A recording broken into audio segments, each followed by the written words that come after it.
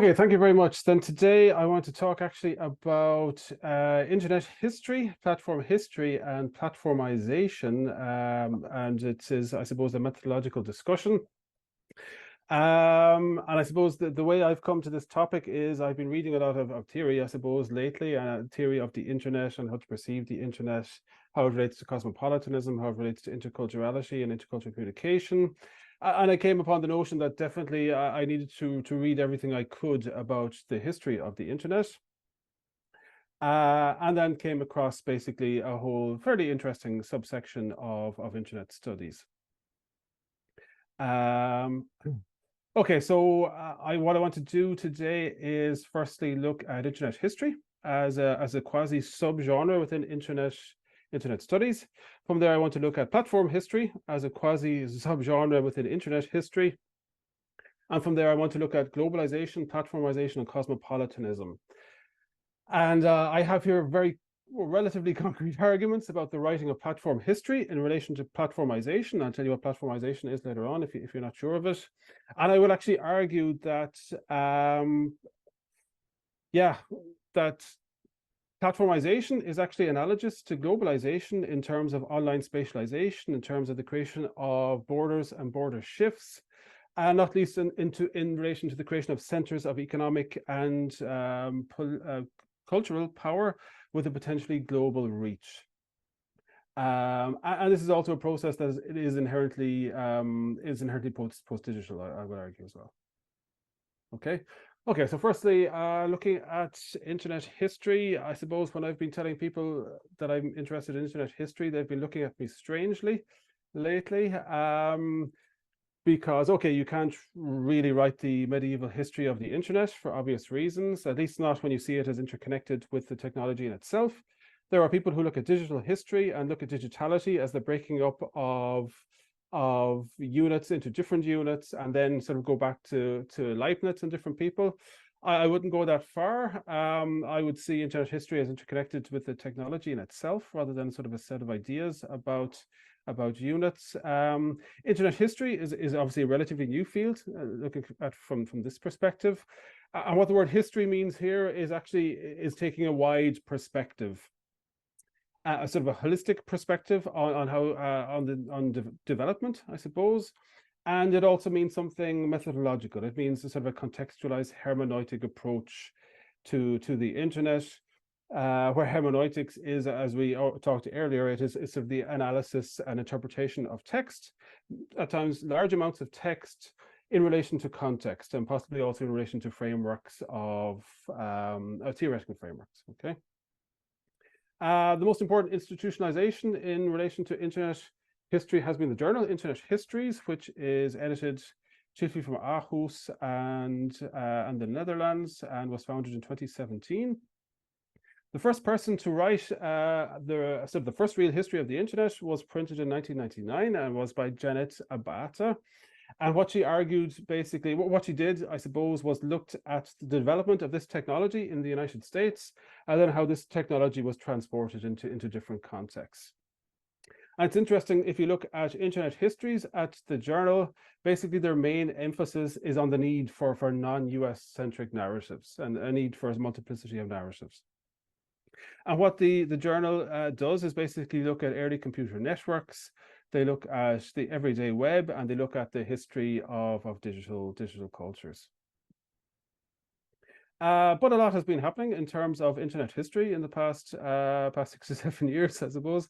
Matthias Hohr's book, Der lange Weg zum Internet, The Long Road to the Internet, is worth mentioning here. It is basically a US-German dual narrative where he looks at the sort of the prehistory of the internet, actually, and about how it is to be conceptualized and how it is to be positioned within the German context systematically. Will it become part of the telephone system?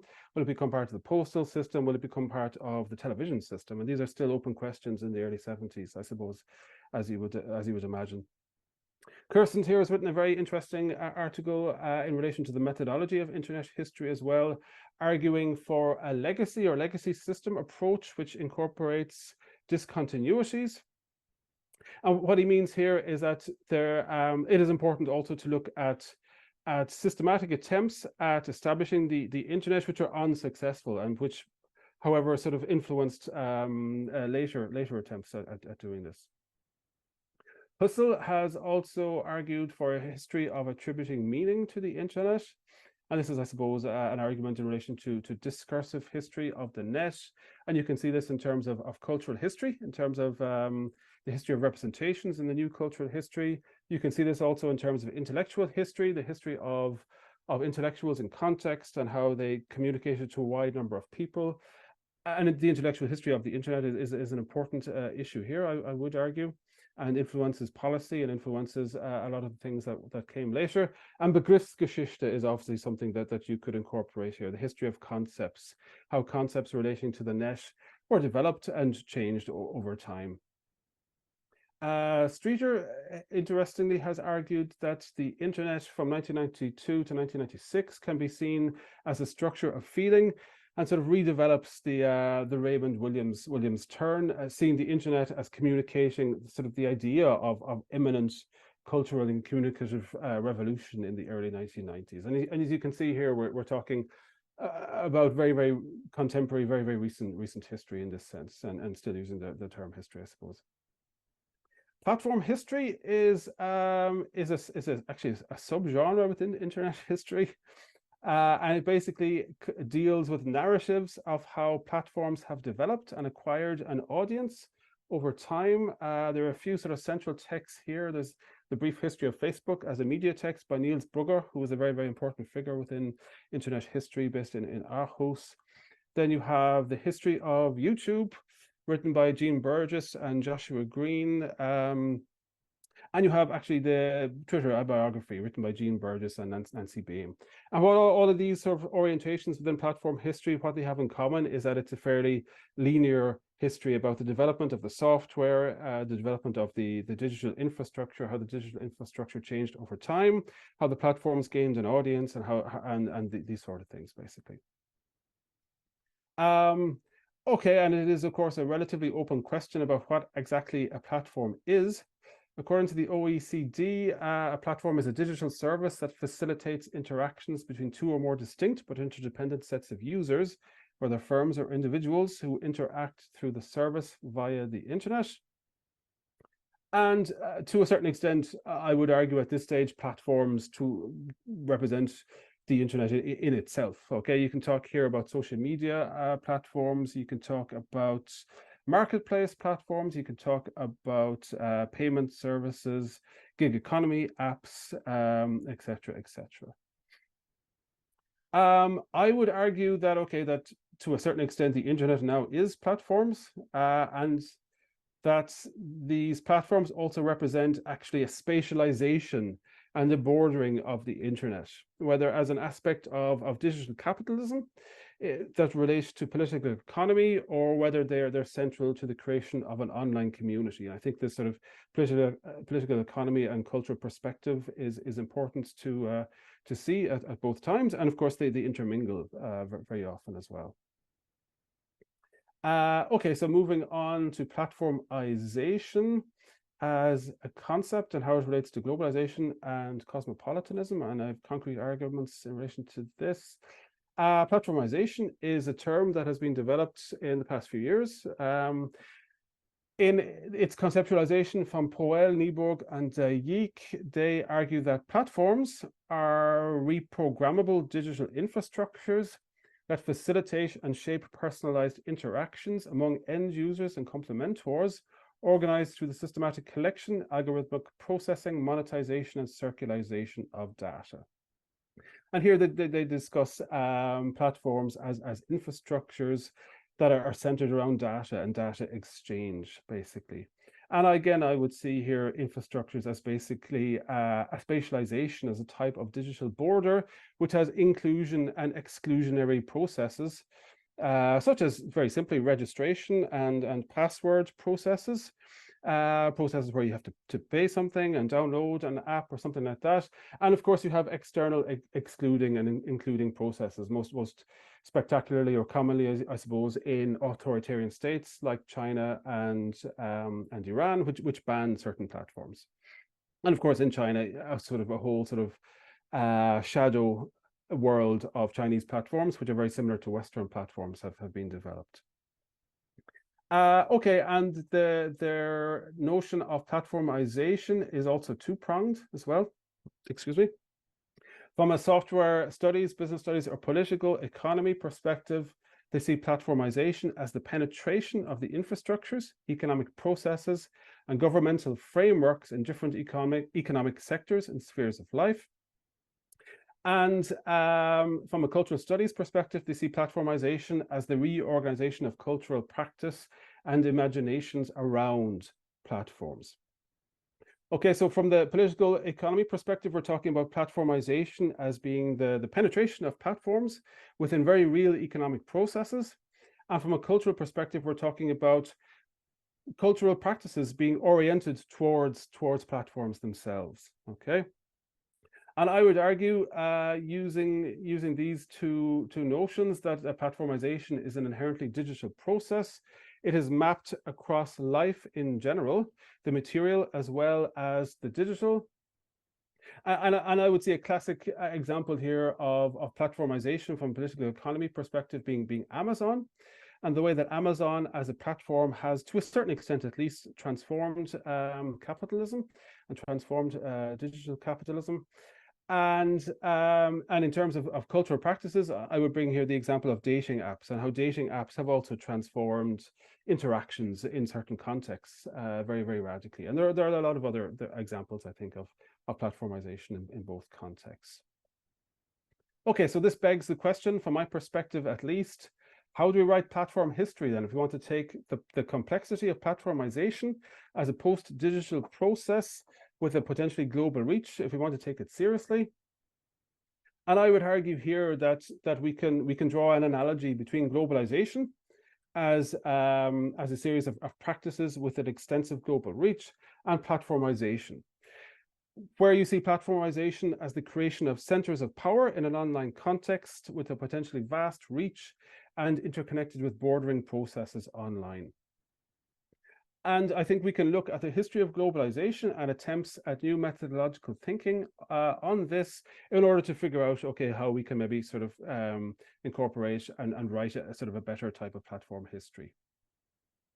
Ulf Engel and Midel in the history of globalization, they talk about writing the history of globalization from the perspective of critical junctures of globalization, which are understood as historical spaces, moments, and arenas of globalization in which the creation of new spatialities and spatial reference points, Raumbezüge, are struggled over. And they're talking about here about a type of global history of globalization, concentrating on new territorializations, on re-territorializations, on bordering processes and territorial change. Okay, and what I would argue for is for an internet history as platform history, looking at the critical junctures of platformization. So spaces, moments, and arenas in which new platforms as spatializations and borderings of the internet are created, questioned, lose mass appeal, or discontinued for economic, political, or cultural reasons. I think there are a number of examples which we could look at here. The movement from MySpace to Facebook, okay, in 2009, about which a lot has already been written. We can talk about the rise of TikTok and how TikTok has molded cultural practices to a certain extent for often very young people, and the possible banning of TikTok in the United States and elsewhere. And of course, maybe even the movement away from Twitter and towards Mastodon in 2022, about which Hervé will talk about more. Okay, and if we're looking at global platformization as globalization, as a type of digital globalization, then how does this relate to cosmopolitanism? Delanty has talked about the relationship between globalization and cosmopolitanism and describes it so. Thus, where globalization generally invokes an externally induced notion of social change, such as the global market, cosmopolitanism, understood in terms of immanent transcendence, refers to internally induced social change whereby societies and social agents undergo transformations in their moral and political self-understanding as they respond to global changes. In this view, then, globalization rather provides an external preconditions for the emergence of cosmopolitanism. And what Delanty argues here, I would argue, at least anyway, is that globalization is a type of structural process, a type of external structural process, and cosmopolitanism is a type of social transformation that is internalized, which reacts to this process, which reacts to a large variety of new contacts with the other. And I would argue that, okay, if we take the analogy between globalization and platformization seriously, that platformization may allow actually for wider sort of global social interaction and may produce the preconditions for a type of transformative post-digital cosmopolitanism. So literally meaning here that platformization realizes the possibility, the potentiality of interactions between different people, and this can have a transformative effect in sort of real terms. But of course, we all know that it's not quite as simple as that. That platforms are also dominated by algorithmicity and may also counteract wide social interaction and may actually produce the preconditions for counter-cosmopolitanism, for digital authoritarianisms. And Alina was talking about it earlier on, and we can actually talk about sort of a type of internationalized quasi-cosmopolitan authoritarianism. And from my perspective, this means actually a sort of a return maybe to earlier arguments about cyber utopianism and about cyber cosmopolitanism. And we're talking here about the conscious linking of platformization and cosmopolitanism at a platform development stage. When a platform is being developed, that it is not just developed as an infrastructure, as something which will connect people, but it is developed also with a philosophy behind it, with sort of a positive social transformative philosophy behind it. Okay. And yeah, with that, I'd like to say thank you, and I hope I didn't speak too long. I see I do have a message in the chat that was probably to speed up. And yeah, these are my sources, and yeah, I welcome questions and discussion.